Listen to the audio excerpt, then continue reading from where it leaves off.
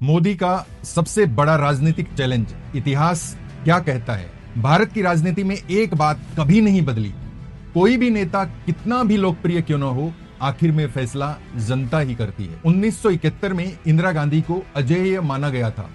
2004 में अटल बिहारी वाजपेयी की लोकप्रियता चरम पर थी। 2014 में कांग्रेस को लगता था कि वो सत्ता में बनी रहेगी, लेकिन जनता ने हर बार नया फैसला दिया। तो सवाल है, क्या 2026 में नरेंद्र मोदी के सामने सबसे बड़ी चुनौती विपक्ष है या फिर देश का युवा, जिसकी उम्मीदें पहले से कहीं ज्यादा बड़ी हो चुकी हैं। इतिहास की पहली सीख, जनता जब मूड बदलती है तो बड़ी से बड़ी सत्ता भी हिल जाती है। 1971 में इंदिरा गांधी ने गरीबी हटाओ के नारे पर ऐतिहासिक जीत हासिल की, लेकिन कुछ ही वर्षों बाद देश में असंतोष बढ़ा, छात्र आंदोलन हुए और आपातकाल यानी इमरजेंसी लागू हुआ।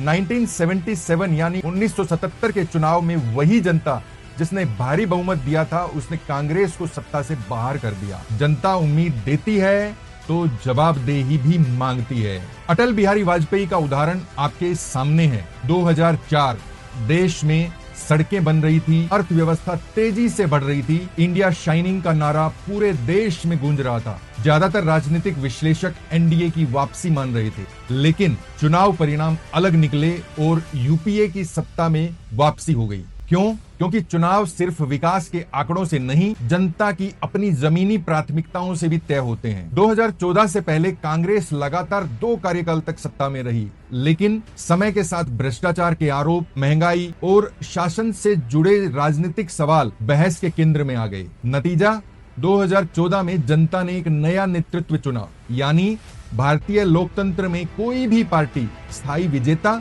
या स्थायी पराजित नहीं होती है। अब मोदी सरकार के सामने सबसे बड़ी चुनौती क्या है? 2014 में मोदी जी के सबसे बड़े समर्थकों में युवा भी थे। सरकार ने digital India, startup India, skill India जैसी कई पहल शुरू की।